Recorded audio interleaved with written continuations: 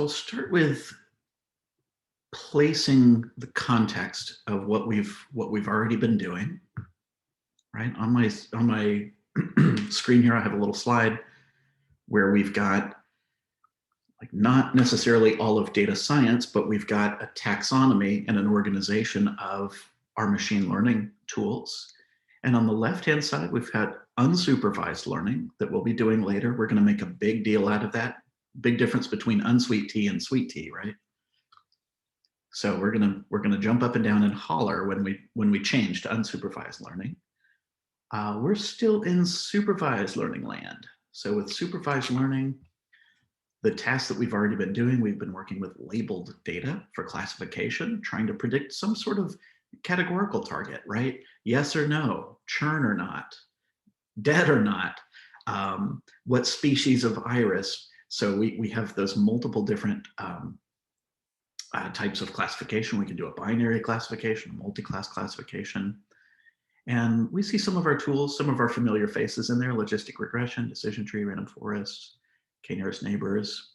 And we might use a support vector classifier, possibly neural networks as well. In that same bucket of supervised learning, we have regression. And what regression is all about, the big idea with regression is we're trying to predict a target variable that is continuous in nature, right? That's it. Trying to predict a continuous variable target. And looking into some of our tools here, the first tool we're going to talk about is linear regression. And then we also have a generalized linear model. There's not just one model for regression, similarly to how we had multiple models for classification. If we're dealing with curvy lines, we have a polynomial regression. Polynomial is a fancy word for curvy lines. So we might also use a support vector regressor. And surprisingly enough, you can actually use a decision tree as part of a regression. So we're trying to target a continuous variable, but using a tool we've seen before. And again, we might use neural networks for regression tasks. So making any kind of continuous variable our target, we can try and predict things like height, weight, revenue, rainfall, right? Anything that's not A or B or C or D, right? So putting this in context, regression, classification, these are our big deal supervised learning algorithms. So that's why we're teaching these two first. Some of the other methodologies that we'll get into, time series analysis, that'll be a little bit later. Anomaly detection, natural language processing, and recommendation systems. We will do anomaly detection, we will do time series analysis, we will do natural language processing. The recommendation system, we don't have a specific module on that.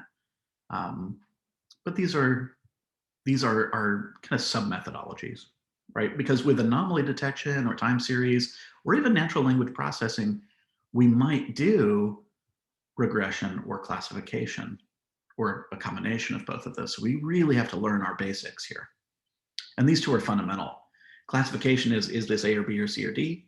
Regression is how many or how much? How many or how much? And we're trying to approximate what's the relationship, right? With supervised learning, we're trying to figure out what's kind of the rules. Just like with classification, the rules we were trying to find were the rules of categorization. With regression, we're trying to find the rules of, okay, where is this relationship going? Is it a straight line? Is everything scattered? Do we have a curved line, etc.? So situating ourselves with some context here. We will get into unsupervised learning later, and it includes such wonderful tools as, I love this dimensionality reduction. It sounds really fancy. It sounds like you're collapsing dimensions, and you actually are. That's some mad scientist stuff right there. But it's really cool, and we will be doing clustering as well, and clustering will be a lot of fun. So clustering will come after regression, okay? There is There is a little bit of space where there's overlap between supervised and unsupervised, and it's this idea of reinforcement learning. This isn't something that's going to be on the regression quiz or anything like that, but I want to make sure y'all have heard this term before. And reinforcement learning is where we might have some human involvement, but basically we have one algorithm trying to make another algorithm better. Okay. So we have one of the models for that is, or one of the architectures for that is called an actor-critic model, where the actor does a thing and the actor is one model, and then the critic is another model that is a critic, like a movie critic, right? A little outside of the scope for right now. So let's focus on regression. And how is regression different than classification? Biggest deal here is the difference in if we're predicting a continuous variable for regression or if we're predicting a categorical variable for classification.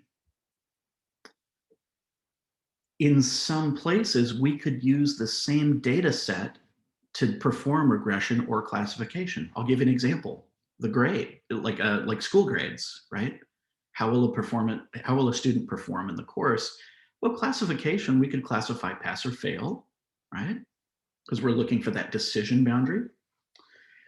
Classification, we could classify A, B, or C, or D, right? We could classify buckets. But if we want to predict somebody's grade with precision, or predict any continuous variable with precision instead of big, huge buckets like letter grades, we're going to rely on regression. So you'll notice some similarities between these two things, right?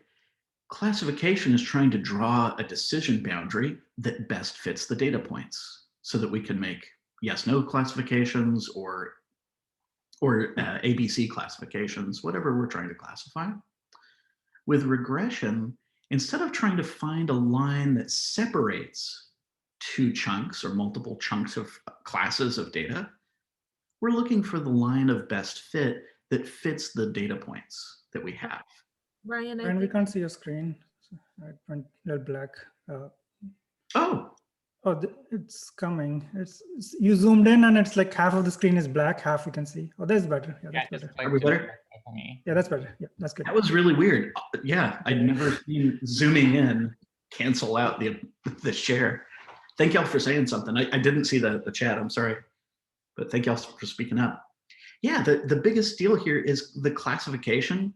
All those classification tools are trying to draw boundaries between sets of points, different classes of sets of points, right? With regression, we're not trying to draw a boundary, but we're trying to draw the line that best fits those data points. That's what we're doing with regression. Big picture, it could be a straight line, it could be a curvy line, right? And that's really the big deal. So the kind of precision that we can get with classification, what we're trying to do is minimize misclassification, right? Remember, we evaluated our models based on how well they classified and how much, and their errors came from misclassification. With a regression, the equivalent of error in regression is how far away is each data point from the line of best fit. And we're going to do a wonderful deep dive on how to evaluate if regressions models are any good or not in the eval section. And it'll be different tools. We're not going to be building any confusion matrices or calculating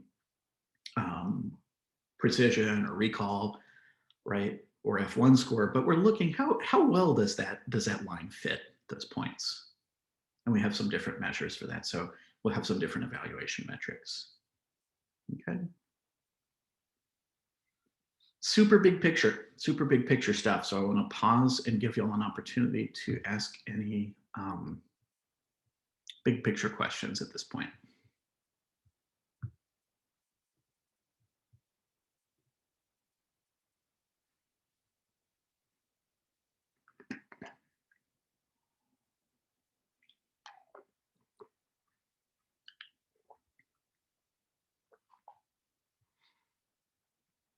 All right, so far so good. All right, groovy, awesome. I'm gonna get the slides out of the way, and I've got a little notebook for us here, and I've got yeah. I'm gonna try zooming in on the notebook here. Can you all still see my screen? Wonderful. I guess it was the PDF. So let's talk regressions, and we'll talk linear regression.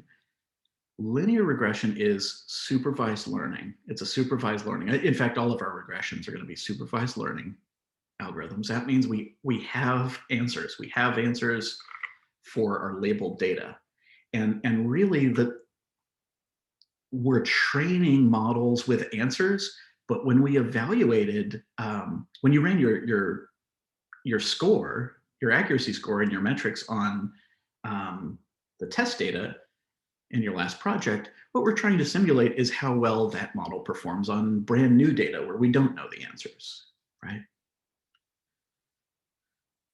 We're trying to predict, again, continuous variables, continuous target variables, and with continuous data,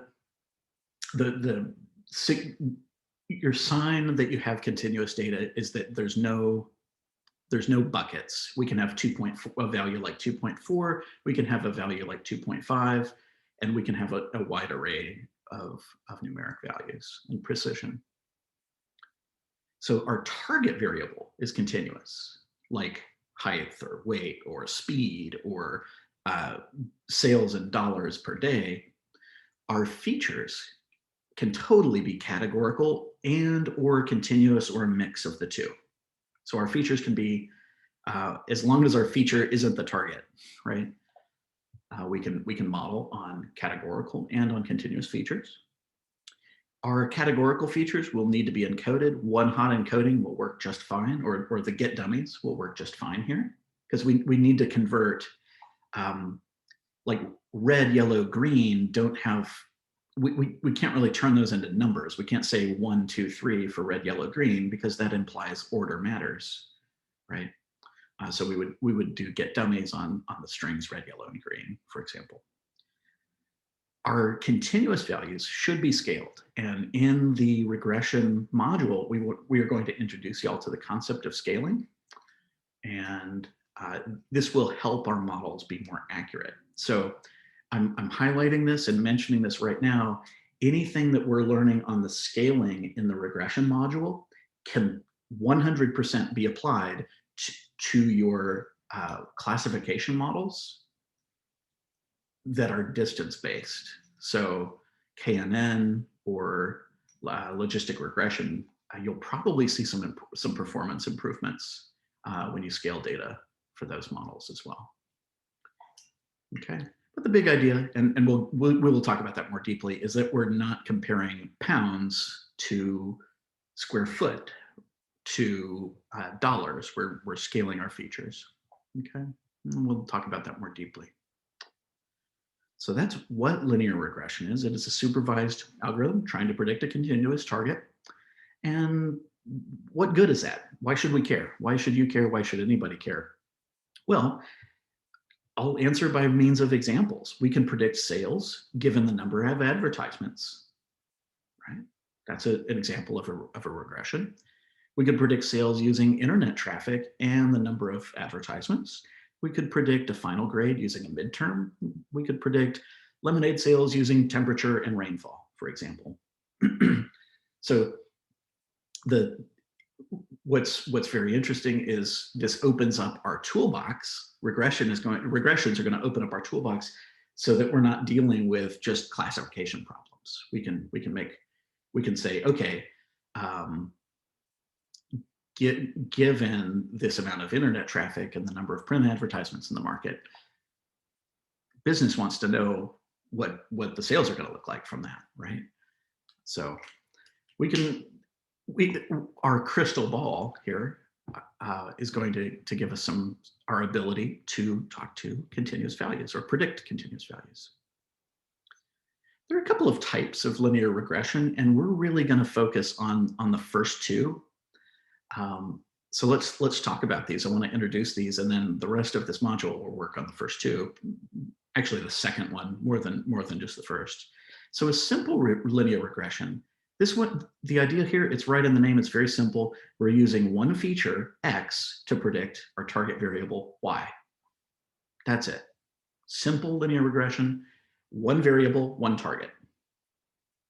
Okay, so that's like predict weight using height, right? It's not going to be perfect, but that model won't be perfect because folks come in all shapes and sizes, right?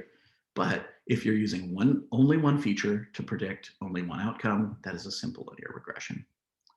What we're going to do a lot more of in the class, and you'll see a lot more of in the field, is multiple linear regression.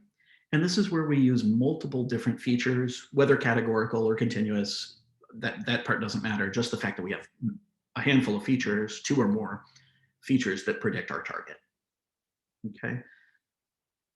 And then another type of regression that is a little bit out of scope just because it's tricky we want you to walk before you run, is multivariate linear regression. And that's where we would use our features to predict not just one target variable, but multiple target variables. So you could use whatever your features are to predict Y and Z. And that's kind of interesting, right? But I'm telling you this to share with you the lay of the land, but we won't have any projects or exercises on multivariate. This is a very, very common confusing point for folks, the difference between multiple and multivariate. My memory trick here is if you look in the word variate, that's like variable, we have multiple variables we're trying to predict. That's our memory trigger. Okay. That being said, we'll focus on simple and multiple. Okay. For the class. So with a simple linear regression, stop me if you've heard this one before, y equals mx plus b. That's our simple linear regression formula, or what we're trying to get at, right? You'll also see this expressed as y is equal to b sub zero plus b1 times x.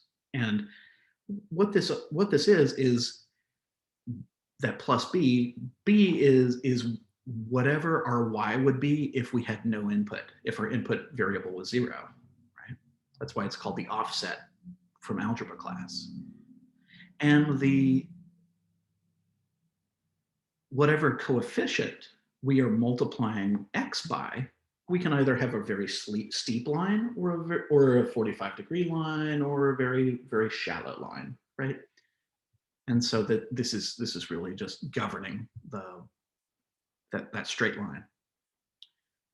So an example of a simple linear regression where we use one feature to predict one target, we would use a total bill to predict the tip amount. People do that all the time, right? Another example, we could use one feature, like the midterm grade, to predict a student's final grade. Is that going to be a great model? I don't know, right? We'd have to check it out with data. It might not be a great model, but in this example, it is a textbook definition of a simple linear regression. One input, one output.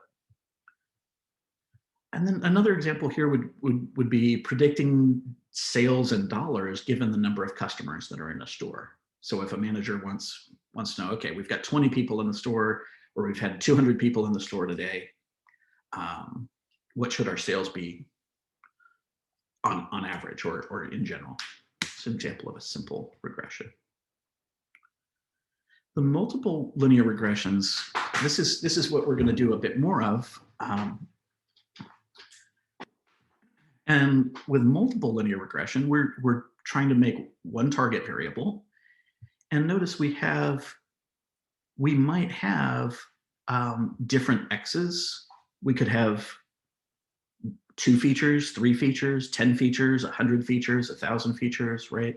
So really what we're trying to do is express y as a function, not of one x, not of one feature, but where y is a function of multiple features, right? So thinking about some examples, if we have temperature and rainfall, we might be able to predict lemonade sales. Usually Usually lemonade sells well on a hot, dry day, right? So we can use multiple features. So the lemonade sales are a function of temperature and rainfall, and we're trying to approximate that function with our regression. Another example, we want to predict sales using internet traffic and visitor demographic information.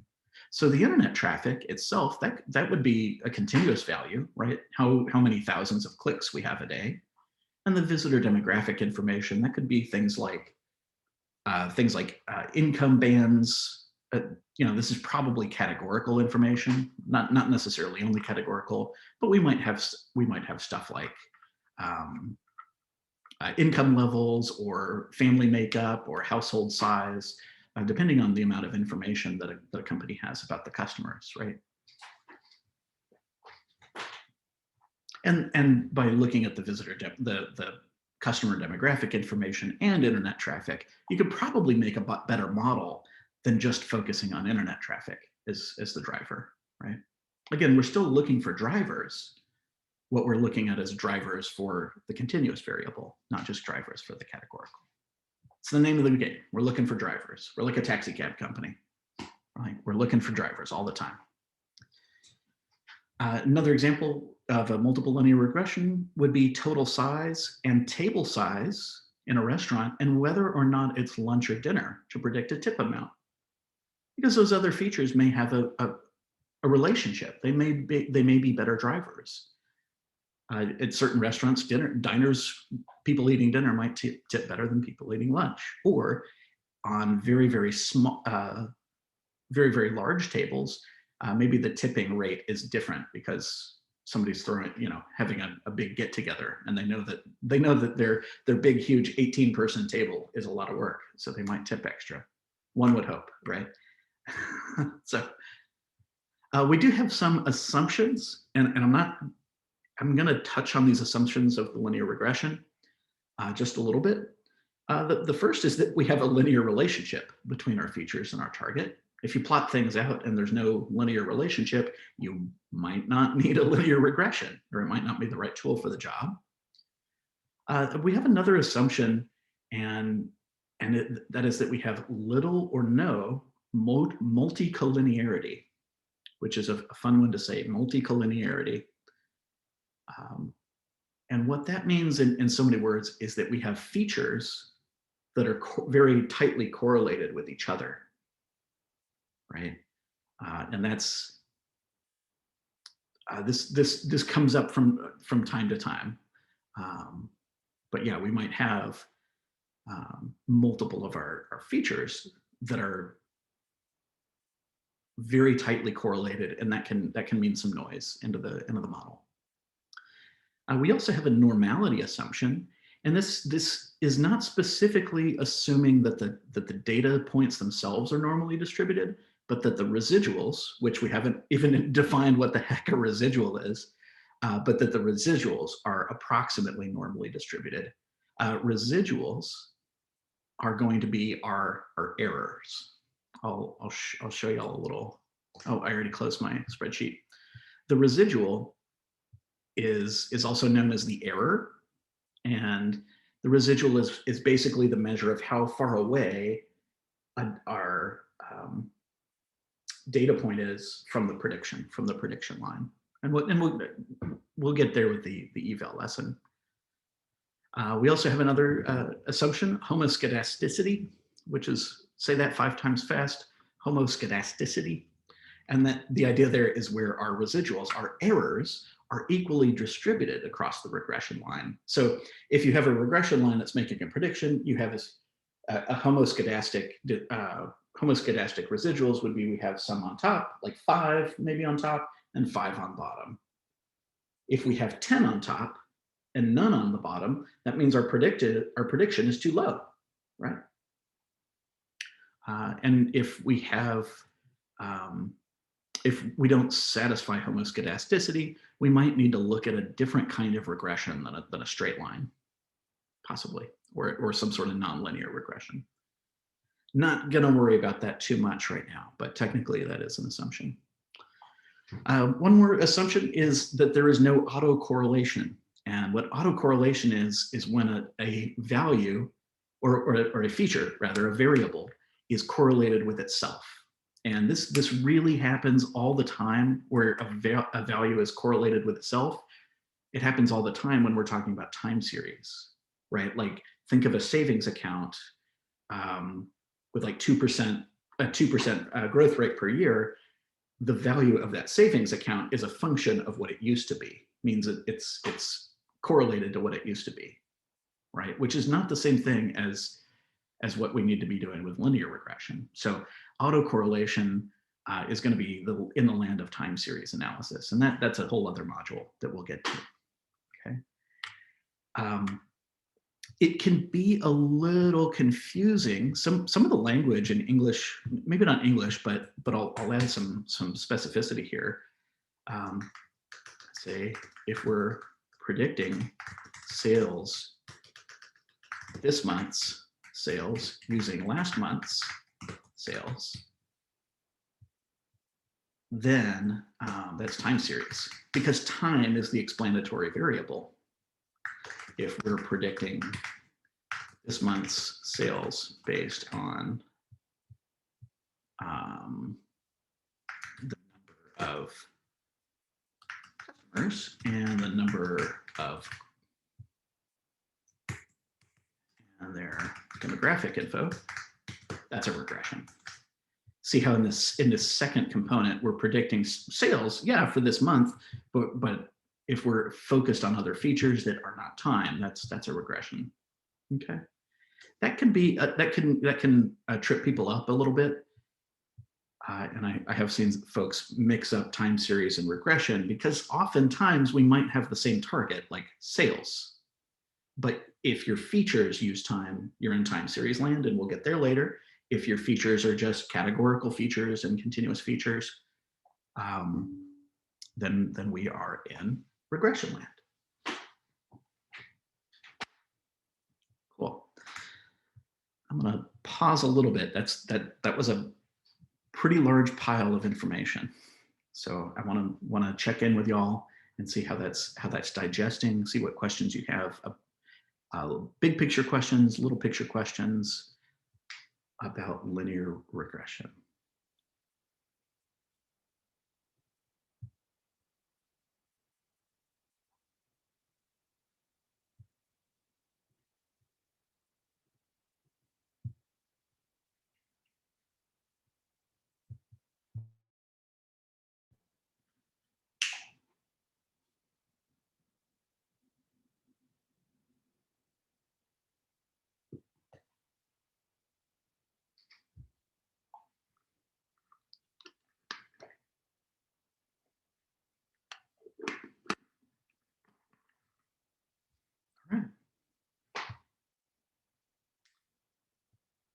So we're predicting continuous outcomes. We're going to be using, most likely, a handful of features, not just one feature. So we'll be doing a lot of some simple and a lot of multiple linear regressions. We do have some assumptions. This certainly does not keep us from running these assumptions, and matching these assumptions does not keep us from running the model. It just means that the model's going to stink really bad if we don't have these assumptions met. Okay. Cool. Would y'all like to see some code? So I'm not specifically going to be doing a linear regression or scaling the data, but what I've done is I've put together some code that's going to help us kind of think and consider about these topics. Okay, and Seaborn will be doing a regression underneath the hood for us. Okay, so I'm going to clear everything out, clear the output, and let's go. All right, so I'm going to do my imports, and let's say we have two different points, right? Just two different points. Our first value has an x of 1 and a y of 5. Our second point has an x of 2, a y of 13. And when we run this plt.show, right, if we only have 2 data points, which would be kind of silly, but 2 points make a line, right? And all of those points exist on that line, both of those 2 points, right? They don't live somewhere else, right? And this straight line here, we can sort this out. And if we figure out, okay, where does this intercept the 0? That's going to be the offset. It looks like it's like 4-ish maybe. And if we figure out the slope of this line, the slope is the mx part of y equals mx plus b. The b part of y equals mx plus b is the y value when x is 0. So once you have y equals mx plus b, you can determine the y for any value of x. Right? Just name of the game. This is nice and easy. The real world doesn't quite look like this in most places, though. But in this idealized algebraic world, cool. Another point: if all of our points exist on the same line, in this example, I'm taking the numbers 1 through 19, and for each number, I'm multiplying it by 2 and subtracting 2. So I actually have the equation right here, and all of these points are along this line. So looking at this chart right here, if our actual real life data points were in a straight line like this, and we built out a linear regression, and the linear regression fit those points 100%, and there was no wiggle room here, this would be a perfect model, right? And again, we could use our because we know our formula in this case, we could use our own formula to calculate any given y. If we wanted to know what happens if x is 1,000, well, we just run the formula. What happens if x is negative 500? No big deal, we run the formula. But we're doing machine learning in the first place because we don't know the formula of what's going on in the real world. But the relationship between inputs and our target, we don't necessarily know that relationship. And unless it's like physics, then it doesn't come back down to a nice, easy formula for us. So this really goes to the idea of supervised learning is with supervised learning and supervised algorithms with labeled data, we're trying to learn the function and approximate the function that underlies the relationship between real values, rather than like an idealized algebraic world, right?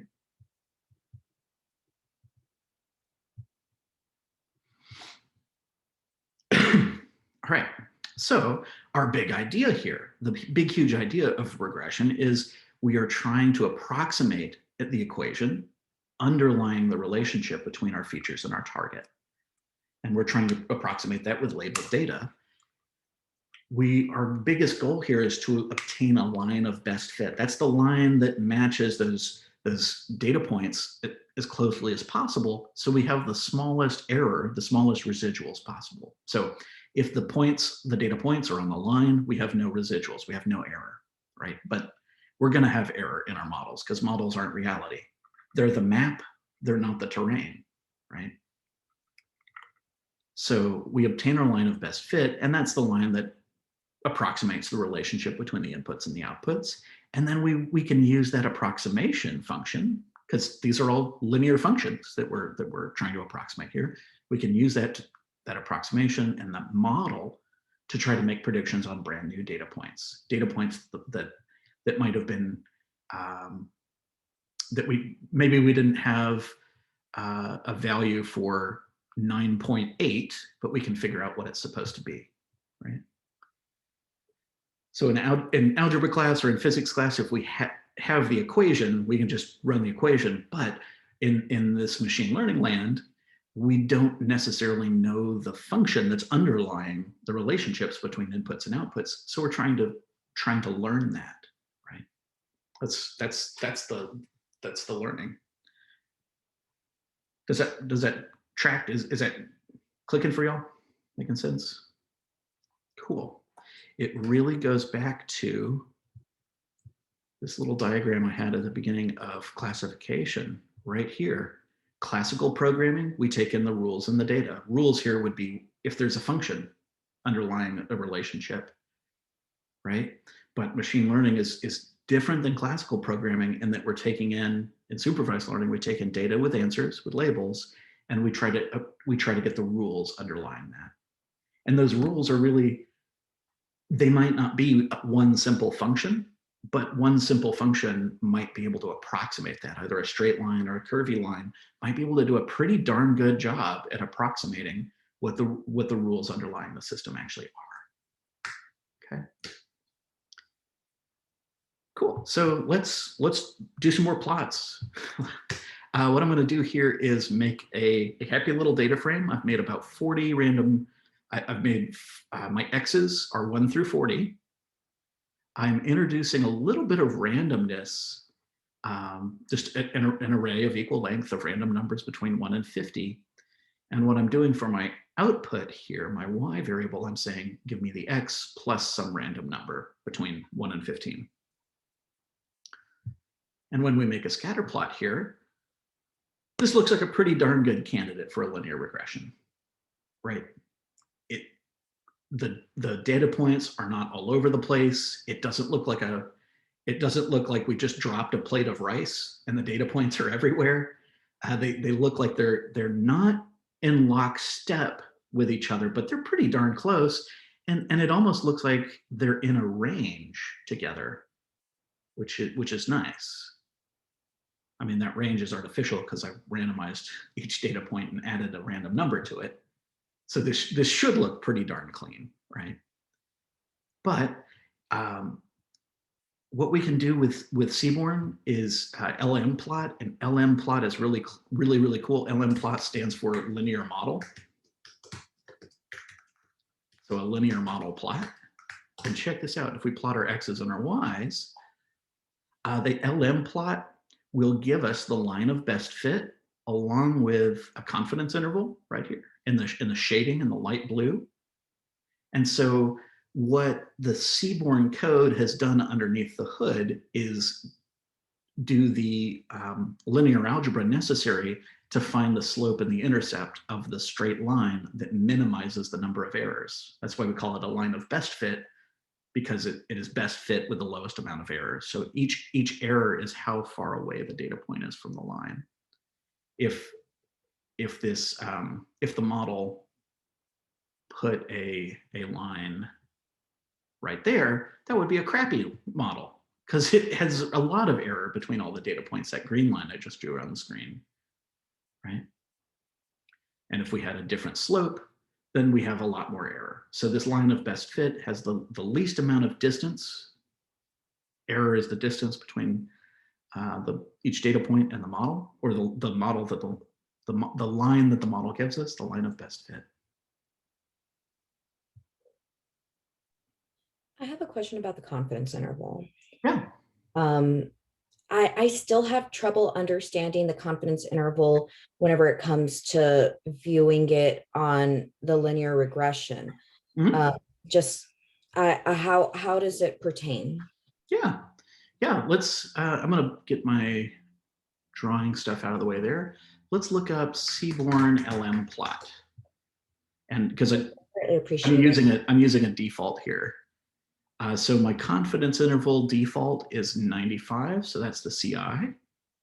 Let's find it over here.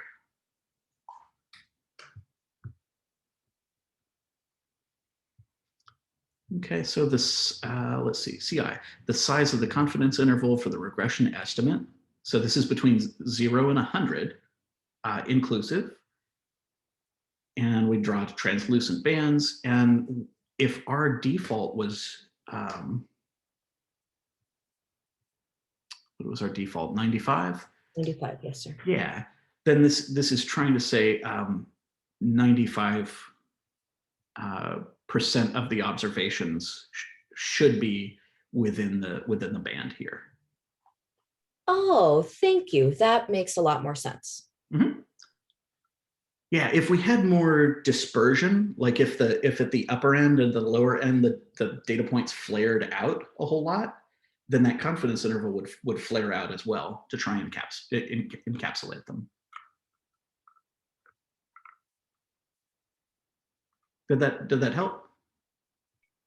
Yes, because I know that it's supposed to have like an equal amount of dots, like pretty much on both sides of the line, but I didn't understand how the confidence interval could also come in because I never dove that far into it before. Yeah, and if you have a tight confidence interval, then we're expecting a pretty tight grouping, right?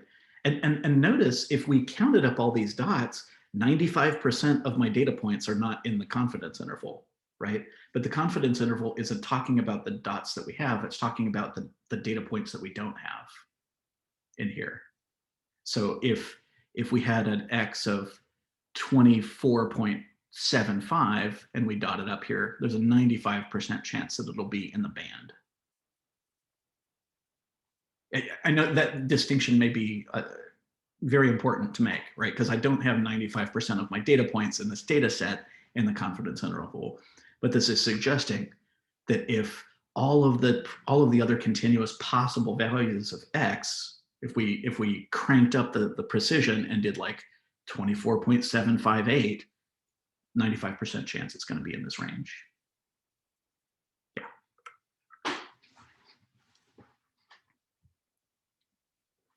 And this confidence interval is pretty tight because, I mean, the function that I made here was the numbers 1 through 40, where each number added a random number 1 through 15. So there's not a gigantic amount of variance in this synthetic data set that I cooked up, right?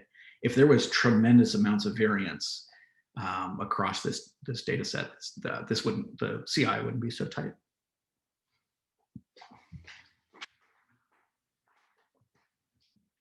Cool. Very good question. Thank you for asking that, Amanda. I hope that helped.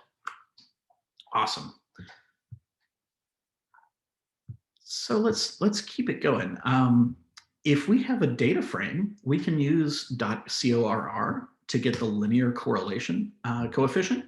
So the correlation coefficient between X and Y is 94.9, so like 95, which is pretty darn good on that correlation coefficient. It means they're moving in lockstep. If we had data that was like, I don't know if y'all have seen Guess the Correlation. If we have data that looks like a shotgun blast, probably not a lot of correlation, right? The correlation we just saw was high 90s, like 96. This might be like, do y'all have any guesses on the correlation coefficient on this one? Straight lines, tight lines are going to be 1. I'm thinking this. Say again? 45. 45. Look at that. It was 37 was the true R. Pretty cool. This one looks much lower. At least to my eye. Any guesses here? 1/7. 0.17. Wow. That's really, really close. So see how you like the difference between a prediction and an actual leaves some sort of residual, right? Hey, any takers on that one? Should be a little higher.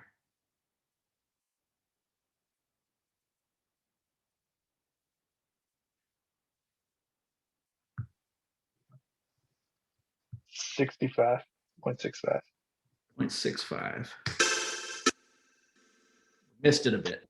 It was quite a bit lower, which that one surprised me because this does look pretty linear. If you zoom out and got more data points on a bigger graph, it'd probably fit better. Yeah, that's a fun game. Guess the correlation. It's a good time. High correlation. If we have a correlation of 1, that means we have everything moving in lockstep, right? Regardless of if the slope is low or high, things are moving in lockstep together. There may be a scenario, however, when we have not a straight line, but a curvy line, right? And that curve may come when I say the curvy line, I'm suggesting, okay, our data points appear to be following some sort of pattern that is polynomial in nature. Again, polynomial is a fancy way of saying curvy line, right? And the degree of the polynomial is how many curves we have in the line, how many actual curves. So this specific one here, I'm taking each number, raising it to the 5th power and subtracting 5. So we have the equation. But if we wanted to, if we didn't know the equation of how x and y were related, we would build a linear model. And in this case, a polynomial regression rather than a linear regression is going to help us. So I don't have a preview of a polynomial regression, but the idea here is we would want to find the line of best fit across this spread of data points. The name of the game in regression, similarly to classification, is to avoid overfitting or underfitting. So looking at this scenario, if our data points have this relationship where they kind of go down and then they kind of go back and then they go back up, a straight line is going to be a crummy model, right? And it will be underfit. A good fit or a robust model will move with the larger trend, but not get sucked into the details of the teeny tiny differences. An overfit model, notice how this overfit model, it's a polynomial regression, so it's a curvy line, but see how it's capturing it's like missing the forest for the trees, the overfit model here. It's fitting every single data point as perfectly as it can, but really that's not the underlying relationship between everything. The underlying relationship is most of the observations go down, then they go back up, which the robust fit hits pretty well. I have a little bit more code that I want to share with y'all. Again, I'm not doing a whole end-to-end regression project, but I want to share with you some more realistic data. So I'm going to import in the Pi data set and use the tips. And the tips has total bill, tip, gender, smoking status, which day of the week, time, and the table size. And if I plot this stuff out, all of the data here, and I realize I'm not doing my train test split, I'm not encoding anything, I'm cutting some corners here so I can give y'all an intro to regression before 12:30. We share our X's and our Y's. This looks pretty, it doesn't look like a really tight correlation, right? In fact, we could calculate this. We could do df of total bill and tip dot core. We have a linear correlation of 67.68 is our correlation coefficient there. So it's like, it generally stands to reason, higher a bill, higher tip, but it's not super lockstep, right? We can, in fact, if we wanted to split apart the data a little bit, I'm going to pick on the smokers here. So smokers versus non-smokers, I'll make 2 different data frames. And when we look at the correlation coefficients on non-smokers, we have a much higher R, 82 on non-smokers. So as total bill increases, tip is increasing. If this is a straight line, think that as the total bill goes up $1, the tip will go up.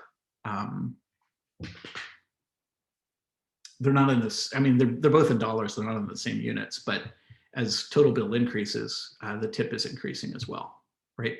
If we actually pulled in our linear model here, we could tell you as the total bill increases what the tip would be. If we built out a regression here, we could say if the total bill is $500, which isn't accounted for here, that regression could tell us what the approximate tip is. Right? And when we look at this, the smoker's tip,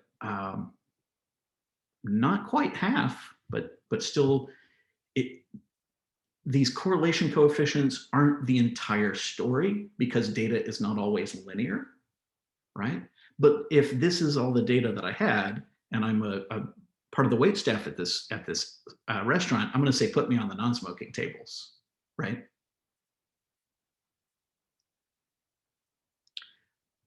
We can, so check this out.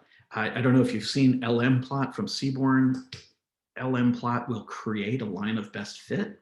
So the LM-plot is actually doing a multiple linear regression underneath the hood, and or I'm sorry, a simple linear regression under the hood, because we only have one feature, total bill. And we can see that the line of best fit for non-smokers is steeper than the line of best fit for smokers. And see how, notice that confidence interval again, the confidence interval on the smokers is more spread out, both on the high end and the low end, because the data is all over the place. It's not as linearly consistent. And we can break things out. We don't just have to focus on the smoker, non-smoker. We could use the call argument here to focus on lunch or dinner. And by comparing the slope here, it looks like lunch is a little steeper visually to me than dinner. Right. Is there a way to get the M with, or to pull the slope, like numerically? Short answer, yes and no. So we cannot get the slope and the intercept of the linear model from Seaborn, because Seaborn is built that way on purpose. The authors of Seaborn made a design decision and have in that project, they say, we're only doing visuals, even if we have to build models under the hood. We're only going to do visuals with the users, with the developers, like with anybody using their code. In order to get the slope and the intercept, we'd have to use sklearn and build a model ourselves and get the coefficients and the feature importance and all that good stuff from the model, which we will do. So yeah, my hope and my goal here was to do a big picture intro to regression without necessarily making a model. So like, yeah, Seaborn is making the models, but it's not exposing the details or even any information about the model other than what it visually looks like. So I know that with linear regression, we're looking for our R correlation coefficient.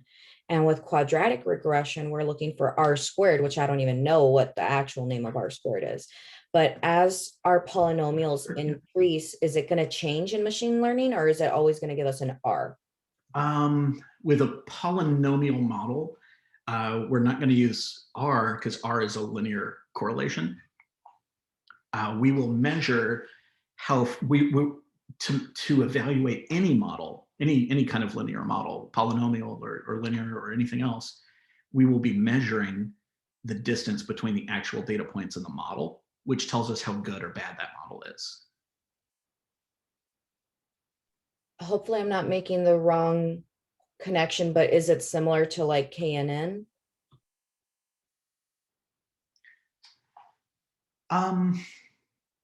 Similar in that distance matters. Yeah. So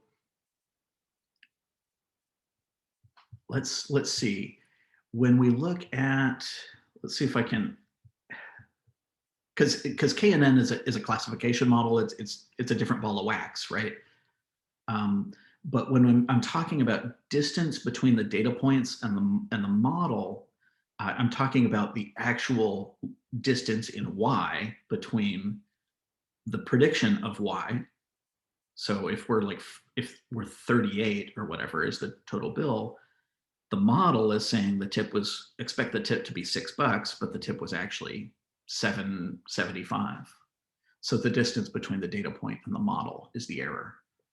So not like KNN, because it's a different model, it's a different tool, different purpose, but we're measuring distances and our models are measuring distances. But separate than KNN, totally different than KNN, is that the model is trying to minimize the error between all these data points. Did that speak to your question? Awesome. So yeah, depending on what you want to do, we could look at slice and dice our data. A good model will match the data points. Again, don't confuse the model with the actual data. The model is trained on our training data, but it's kind of it's the difference between the map, a map that you have of a mountain or something, and the actual freaking mountain. There's always going to be differences, right? But a good map, a good model will try to account for as much as it can with the least amount of error.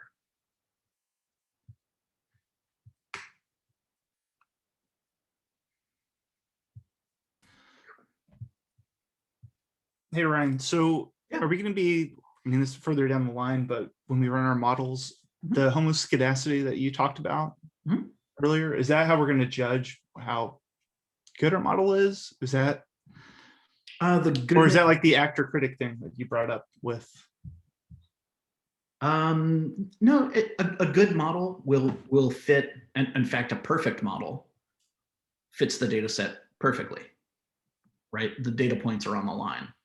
Right. But that's only going to be the case in like an algebra equation, right? If we're trying to model some real world process that's messy and there's variance, then the best model will be the line that has the least amount of distance between these data points and the model. It really is that distance measures of actual versus expected, and we're not the classification solved that with false positives, false negatives, true positives, right? Well, we don't have those kinds of binaries here. All we have is the distance, which is the error rate between the model and the actual. Yeah. So any other line or slope here, like if we had a line that was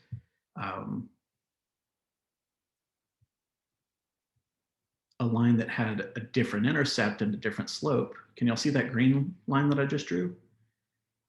If you add up all of the errors between the green line and the data point, the error rate will be higher on that green line. It's not the line of best fit. The blue line is the line of best fit. And it's the evaluation of the model is going to just be arithmetic. We're just measuring things, multiplying things. We might take the square root of something, but it's just arithmetic. There's not going to be any confusion matrices or anything like that.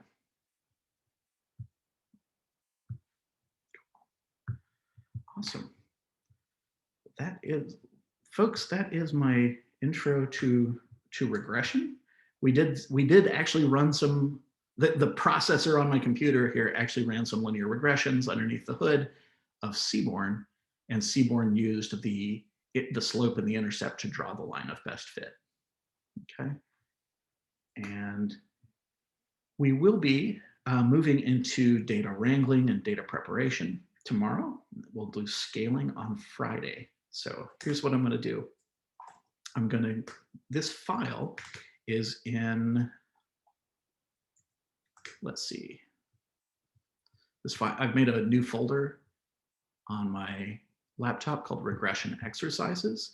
It is not currently a Git repo, so I will make it a Git repo. I will add all the things. I'll commit and say add regression overview. And again, this is only the overview. And I need to add myself a remote. So I'm going to go to github.com/new. And not on my personal account, but on Codeup Classroom, we will make easily regression exercises. It will be public, so you'll have access to it. And I'm going to create the repo, get the remote, and then add the remote, and then push.